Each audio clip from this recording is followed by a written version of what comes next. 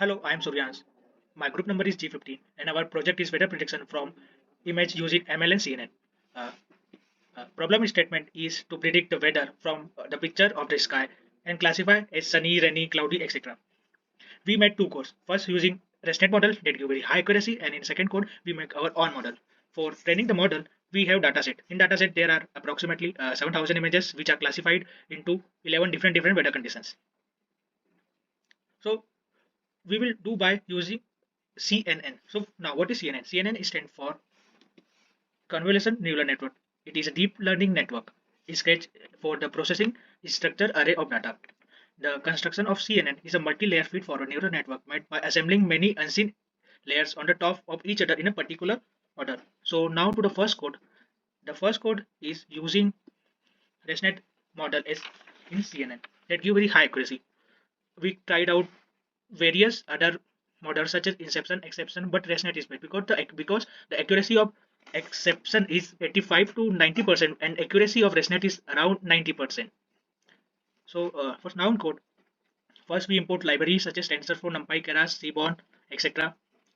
Then we want to know what inside the data set. So we visualize the data by pie chart and by histogram. Now data loading, we segregate the data into the training and testing data. Now we will make module using ResNet and use many functions.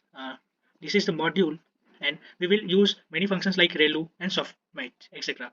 What this function mean? We will come to it later. After the completion of this module, we will compile it and then it will give output as rednets.h5.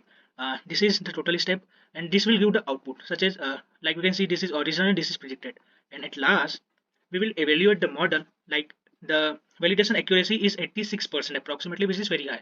Okay, so thank you. Hello everyone, I am Khushi Nathawat and I will be explaining data extraction and pre-processing.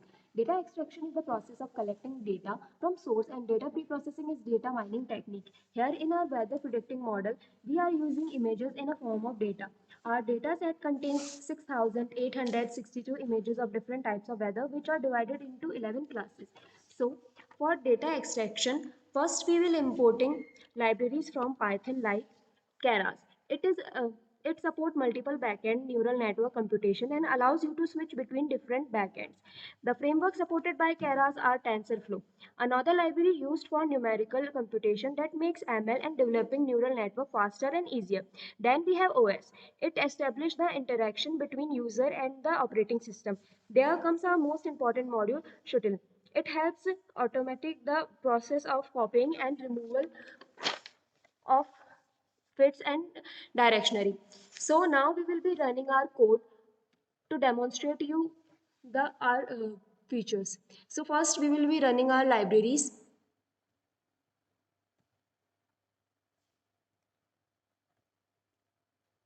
and then I'll show you the shuttle part. Here in class name, we will form a list which contain all folder name by using OS, which will create directory. Then we will apply condition. If file name is not present in that data set, we will add it to all. We will have two variables, source directory and destination directory. Now we will make loop for our classes. Here we will apply a copy tree, which copies an entire directory t rooted to source and to destination directory. Now we will make a data frame which will contain two columns for image name and for label, and there we will fit our data set and which will contain classes and image name in two columns. Now my groupmate Piyush will explain you furthermore. Thank you, Kushi. I am Piyush and I will be explaining the our neural network. So, what is CNN? A CNN neural network. CNN is a convolutional neural network. It's a type of artificial neural network and used primarily for image recognition and processing. Next is FCNN. FCNN is a fully connected neural network. In FCNN, each neuron is connected to every neuron of next layer. Now let's go to the coding part. So in this cell, we have split our data set into train data and test data, where our train data is 80% and test data is 20%. In next cell, we have made our model here. First of all, we have made a blank model using the model.sequential function, and further we are adding layers manually by using model.add function. So our first layer is of convolutional 2D layer in which 32 neurons are present, which corresponds to 32 batch size, and there are filter of 5 cross 5, and our input shape is 256 256 3, where 256 by 256 is the pixel size vertically and horizontally, and 3 is the code for RGB. Next layer is activation layer. We have used ReLU function. ReLU function shoots only shoots the positive values. Next layer is our convolutional 2D layer, where number of neurons is 512 and its filter is same as 5 cross 5 filter. Next layer is again activation function of ReLU. Next layer is max pooling layer. It will only take maximum value from 2 cross 2 matrix in given data so that our data will be reduced. Next layer is dropout layer. The dropout layer randomly sets input units to 0 with a frequency of 0.5 at each step, which helps prevent overfitting. Next is a flatten layer. This layer does the work of taking outputs from previous layers and converting it into one-dimensional array. Next layer is a dense layer. So, which will do our classification. Dense layer does our classification, and it has 11 neurons corresponding to 11 classes. And in this layer, we have used softmax activation function. Softmax is a function used for multi-class classification. It converts output into probabilities for each class. Now we are compiling our whole neural network model, and we have used Adam optimizer, which is used for minimizing the loss function. Next, we are checking whether our number of layers are equal or not. So we have used our number of layer add function 8 times. So our number of layers is 8 times. Next is model summary. Here is our model summary, and here in convolutional model and dense model, parameters are present because these are learning layers, and in other layers parameters are not present because it only converts previous outputs to new outputs, that is reducing data or processing something. Now I will hand over to Rishabh. Thank you, Piyush. I am Rishabh Sewal, and now I am explaining how neural network train and predict. As my partner explained about data processing and formation of neural network, now we will use this neural network to train our data. We can understand neural network with example like we have a maze. Now we will send training data as elephant, dog, and mouse. They will go in maze and make their own path and came out with different opening. Now we will send our test sample in maze. If it came out with elephant's opening, then we will classify it in elephant's class. Training part is always the most time taking part, so we will save our time and training model so that we will save our training model previously. Here we given the name of the our training model sequential. It will save in .h5 format. Now we will make this function which will run after every run. This is the code for training model. So we will not use this code because it will take most of the time like 2 hours, 6 hours sometimes. Here we load our sequential code and we will run this code for test data. Now here we can check this test data for different prediction and original label. Here we can see this original label is and predicted label is also name. Here original is RAM and predicted is glass. You can see this prediction outputs. Now I will give to Sai Shruti. Sai Shruti will explain further. Thank you, Rishabh. This is Ashruti. I will be explaining how we take input and display output through front end. We have two parts of the code. In the first part, we explain about how the data predicting output, and in second part, we are explaining the connection with and how to create connection between our app or web page to the output. Coming to the first part of the code, which tells the predicted output, we have given data and the given class labels. One of these will be an output, and next importing the required libraries, we gave a path to the image and then resized it to 256 into 256 because we have images of different sizes, and then we converted into RGB format and predicted the class level. Coming to the second part of the code, which connects our model output to the web page, here we are using Flask to create a backend for our project. First we will display the indel HTML.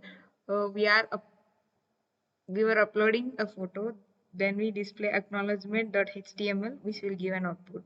Coming to the front end part, now we are creating background for user interface, that is creating index page where we upload file. This is the code for index page and upload option. After uploading file, it will predict the output in the backend and display it in the acknowledgement page. Thank you. Hi, I'm Harshita Singh, roll number B21192. I will be talking about the variations and its observations. Here we have changed the various parameters and accordingly noted the accuracies obtained.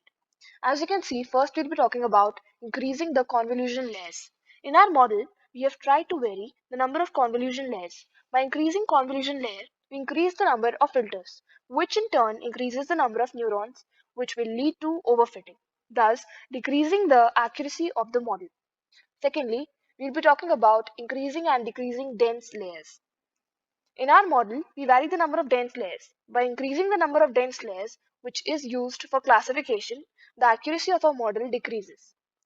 Third, number of parameters. As we increase the number of neurons, the number of parameters increases, which leads to overfitting of the trained data and its accuracy decreases. Fourthly, we'll be talking about increasing and decreasing dropout layers. By increasing dropout layers, we reduce overfitting in our model, thus increasing accuracy. In our model, the value of dropout layer is 0.75. Fifth, changing activation functions. By changing the activation function, we found that ReLU and CeLU give the same output, having a good accuracy, whereas sigmoid has an output with a bad accuracy. Now, I would like to show you the different changes we made and the results we obtained. Now, as you can see on screen, these are the results obtained. We have put on different tests. In test 1, we have the initial value set which we have taken for the reference. Second test, we have increased the convolution layers. Now in the third test, we have increased the dense layers.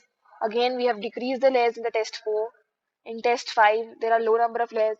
In test 6, we have removed dropout layers. And further, we have continued with different changes in the parameters, as you can see. So yeah, that's it. Thank you.